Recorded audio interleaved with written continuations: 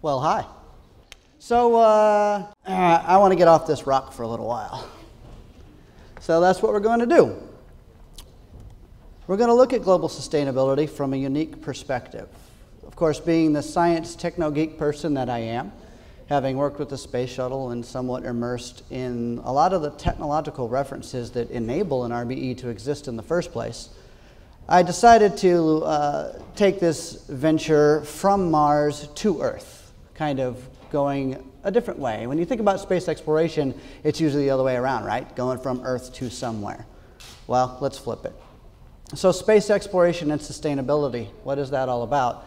Well, when you do anything in space, it is inherent into the system that you need to be sustainable. There is no Walmart, thank God, in orbit.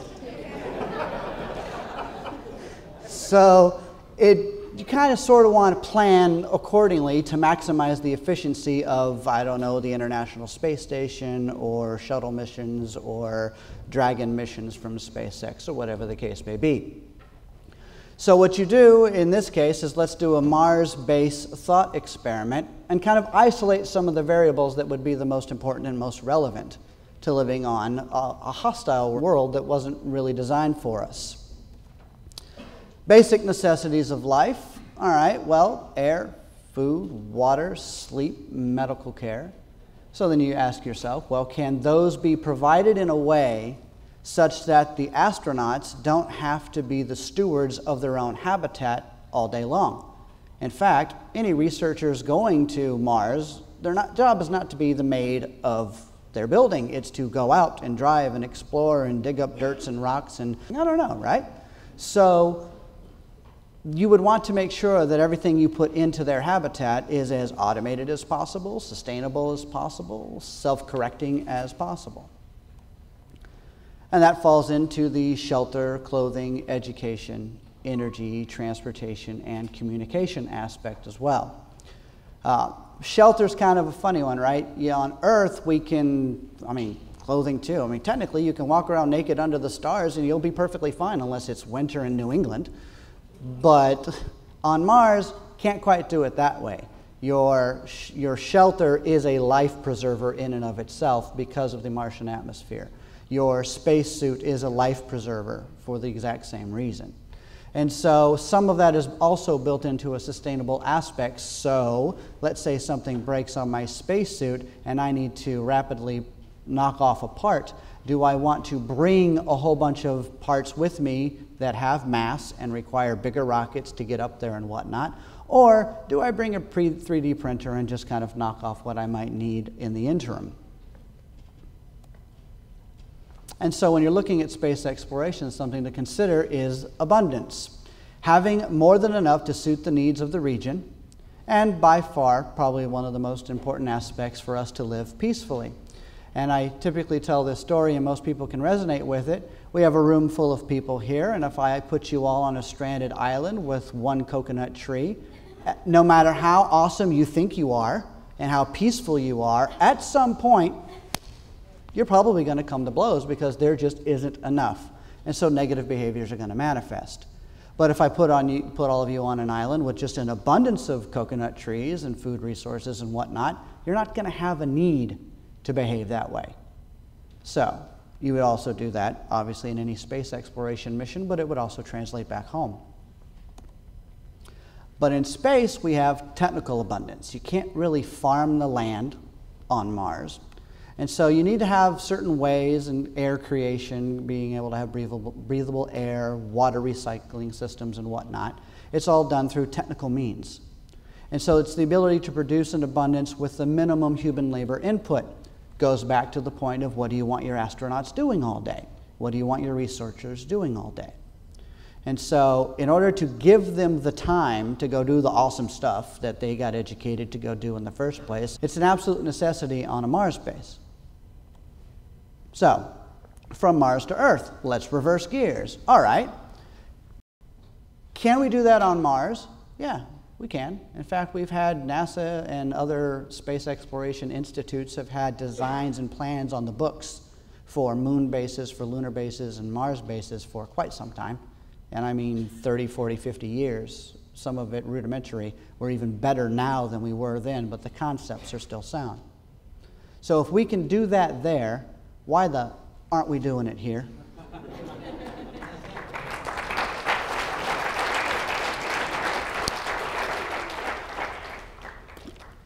So what I'm going to do in the interest of time is to isolate two key examples, just something to think about.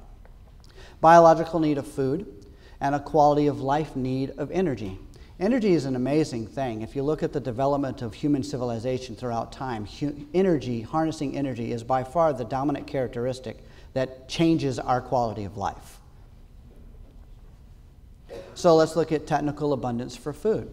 You have hydroponics, aquaponics, sciences that are relatively new in some respects as far as our ability to apply reasons why this stuff works, technical know-how, technical capabilities that allow us to grow without the need of using soil at all.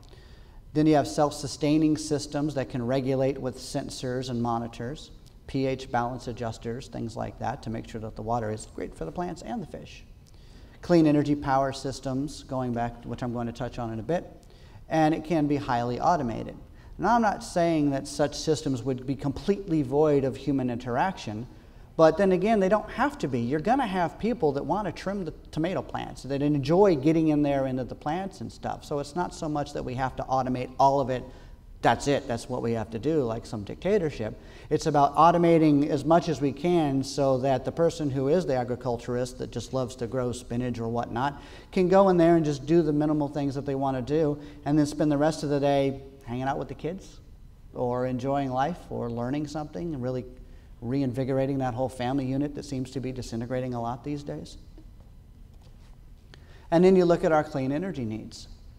No, I don't want to say that. Far too many people actually don't understand the clean energy potential that we have on this planet. This planet is bombarded on a regular basis by a boatload of energy from the sun. We have wind, we have wave, tidal, hydro, geothermal, ways of harnessing energy. And it's not like free energy as if it comes from some invisible ether. All you're doing is converting from one form to another. And we're getting really good at converting Earth's energy potential into something we can use. So you have ideas like this where you take vertical axis wind turbines and put them on the light posts that your electric car would drive by, for example.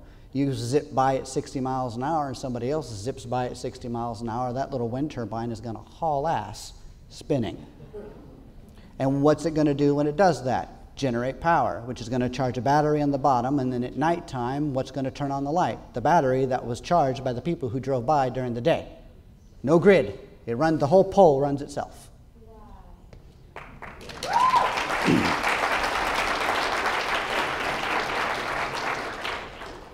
So if we implemented abundant solution sets for our most basic needs, there's the question, isn't it? Now, of course, most of the people in the room probably know the answer to this one.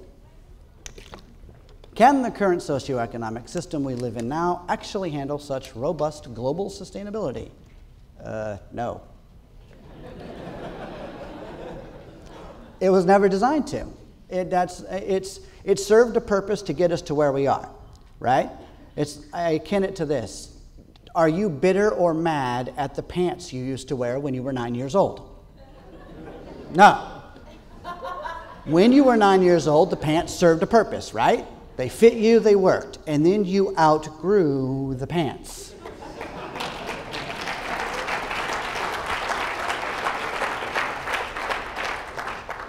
So we need new pants. All right. So what do we have now? System based on scarcity, what we're moving towards. And this is a very organic movement. Yes, the Zeitgeist Movement is a representation of a train of thought that a lot of people cling on to. And there are other groups and organizations, and it's like the whole world, not the whole world, but a good chunk of the world is starting to wake up. I blame the internet a lot because now we're able to share information in such a way that people are going, what the fuck are we doing? We have a system based on inefficient human labor. Let's go to technical labor to cover most of the labor need. Cyclical growth and consumption on a finite planet, that's a brilliant idea. Let's be a bunch of bacteria in a petri dish and grow and grow and grow, and then when we reach the maximum size of the petri dish, we die. Because that's what happens. Science people, wake up. And so when you look at the finite carrying capacity of the Earth, it would make sense to manage what you're doing and limit that whole growth forever thought process. A system based on ownership and control is what we have now. We know we're all moving towards usership and open access, open source of information and ideas, even blueprints and thought process, 3D printers, the list goes on. Outdated, multi-century old ideologies and institutions, I think that has been hammered pretty good up to this point by the great speakers before me. We need a forward-thinking, adaptive, and emergent train of thought in society that says just because it worked yesterday doesn't mean that it's going to work tomorrow. Like the sciences do, keep punching at your theories until they break. And then when they break, go, sweet, now I have a better idea.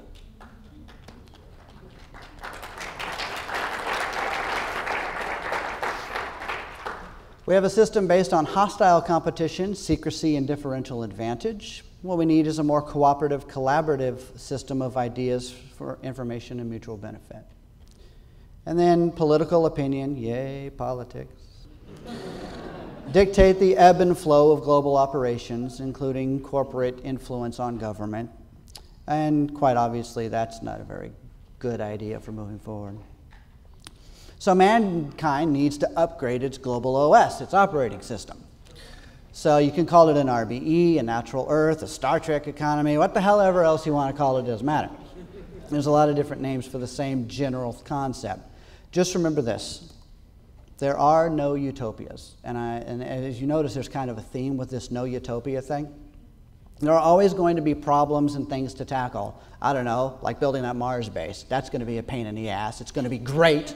It's going to be fun. It's going to be challenging. It's going to cause us to rethink all kinds of ways of doing things. So there are going to be challenges. So you're going to need new tools and new ways of thinking. And I kin that back to the utopian idea to the hunter-gatherers of 50,000 years ago. Try to explain today. Just try to explain air conditioning. Or they're going to call you a utopianist. Like, wait, I can sit in one building all day and call that my home and go to a store that has all kinds of stuff and it's shipped all over. And what the hell's the internet? And what's that phone? Satellites? What? Okay, the list could go on for a really long time. So transitioning, how do we get there from here? I love the transition question, right? Transition, I want an itemized 1 through 27 list of exactly what we're going to do.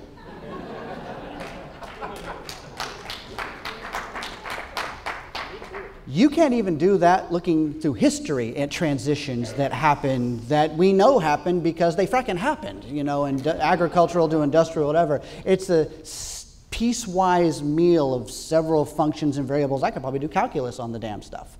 But the point is that it's a very emergent, flowing, nebulous move from one thing to the other. But in short, it's an erosion process.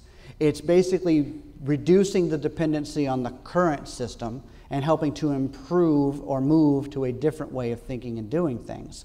And there's a lot of ways that people can go about doing this, from joining a group or a network, starting their own corporately social responsible company that's kind of a hybrid between, it's like a monetary company, but it's got an RBE brain behind it, so the point is to kind of drive yourself out of business in the long run. You kind of play the game now, and then you eventually say, good, now I don't have to worry about doing that anymore.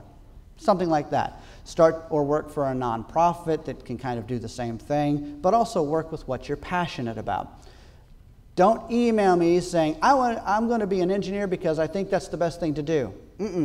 Are you going to be an engineer because that's what you want to do, or because that's the best thing you think that needs to be done?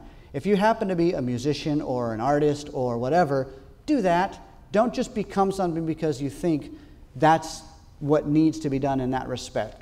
I don't think you're going to do yourself or anybody else any major favors by just jumping into something because you think it's appropriate. And so a quote to end on. It's always good to have a good quote to end on. Good old Bucky. You never change things by fighting the existing reality. To change something, build a new model that makes the existing model obsolete.